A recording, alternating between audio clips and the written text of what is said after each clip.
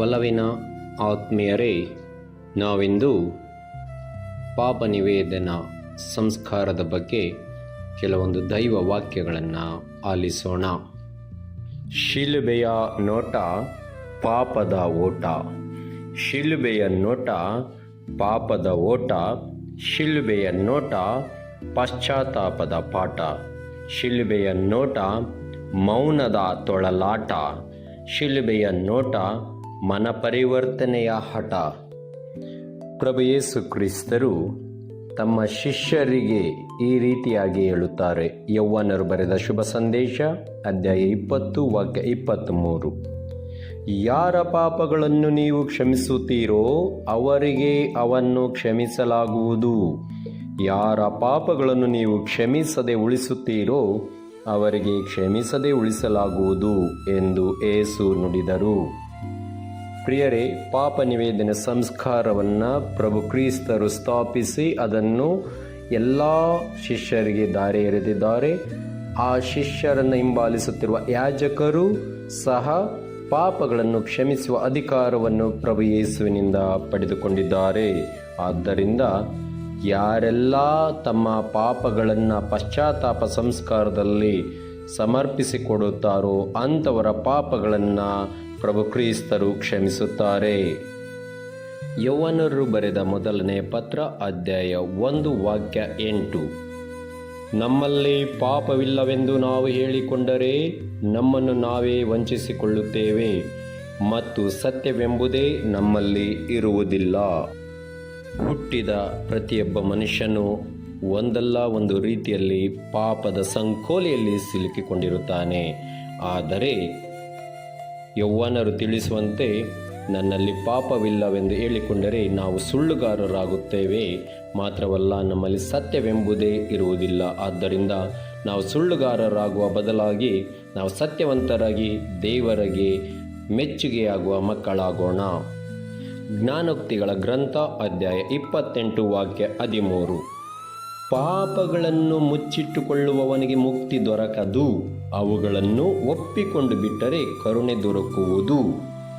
ಈ ಭೂಮಿ ಮೇಲೆ ಜನಿಸುವ ಪ್ರತಿಯೊಬ್ಬ ಮನುಷ್ಯನು ಮುಕ್ತಿಗಾಗಿ ಹಾತೊರೆಯುತ್ತಾನೆ. ಆದರೆ ಪಾಪಗಳನ್ನು ಮುಚ್ಚಿಟ್ಟುಕೊಂಡಾಗ ನಾವು ದೇವರ ಕರುಣೆಯನ್ನು ಕಳೆದುಕೊಳ್ಳುತ್ತೇವೆ.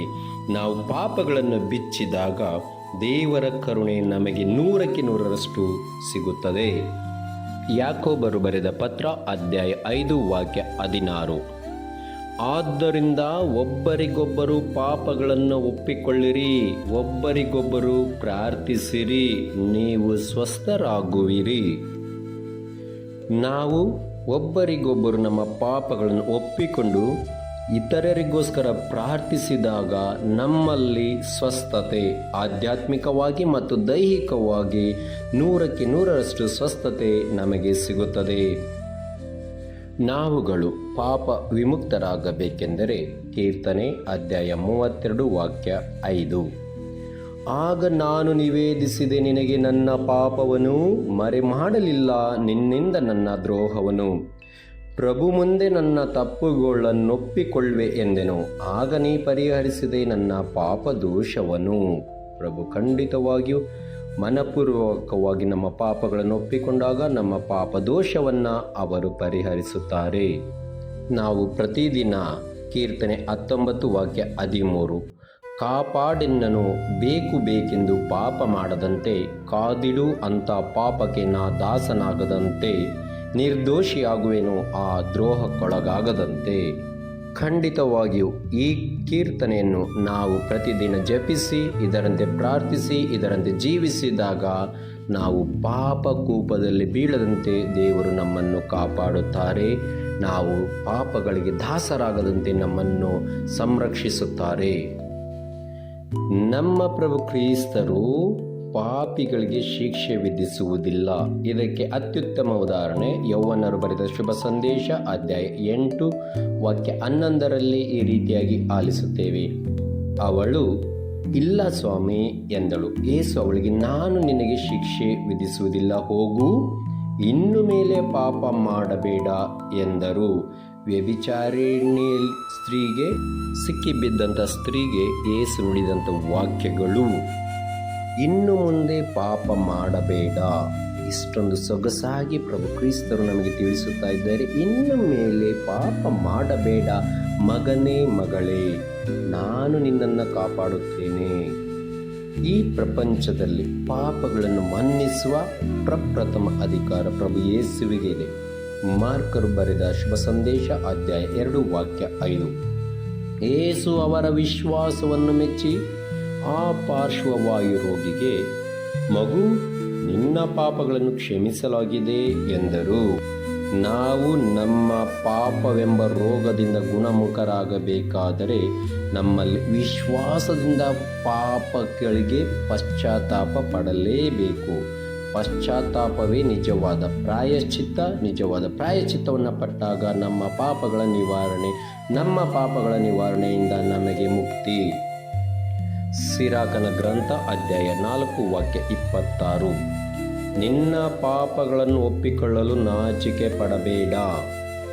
ಪ್ರಿಯರೇ, ನಾವು ತುಂಬ ಸಂದರ್ಭಗಳಲ್ಲಿ ನಾವು ಪಾಪ ಮಾಡಿಲ್ಲವೆಂದು ವಾದಿಸುತ್ತೇವೆ. ಎರಡನೇದಾಗಿ ನಮ್ಮ ಪಾಪಗಳನ್ನು ಯಾಜಕರ ಮುಂದೆ ಒಪ್ಪಿಕೊಳ್ಳಲು ಹಿಂದೇಟು ಹಾಕುತ್ತೇವೆ.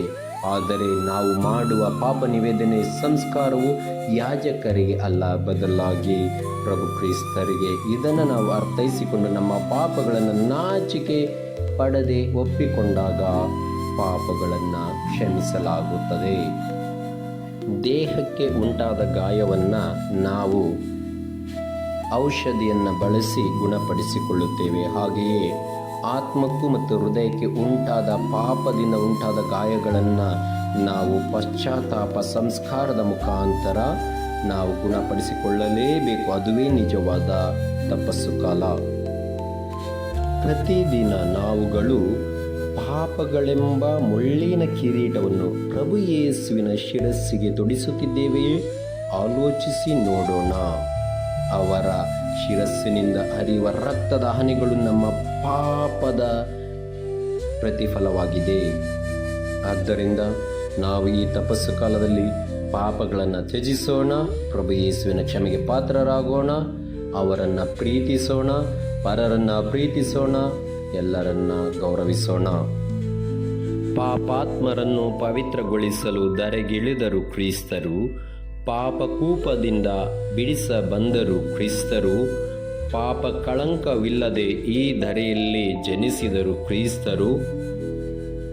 ಪಾಪವೊಂದನ್ನೂ ಮಾಡದೆ ಶಿಲುಬೆ ಹೊತ್ತರು ಕ್ರಿಸ್ತರು.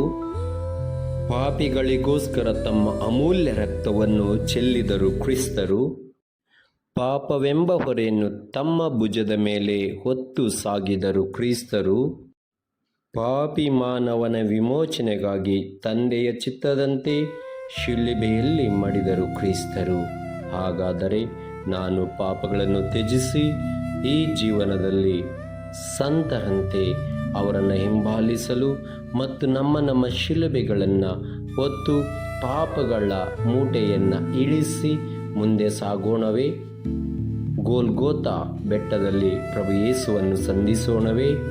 ಮತ್ತು ಅವರು ಪುನರುತ್ಥಾನರಾದಾಗ ಅವರ ಗಾಯಗಳಲ್ಲಿ ನಾವು ನಮ್ಮನ್ನೇ ಸಮರ್ಪಿಸಿಕೊಟ್ಟು ಪ್ರಾರ್ಥಿಸಿ ಪುನೀತರಾಗೋಣವೇ? ವಂದನೆಗಳು.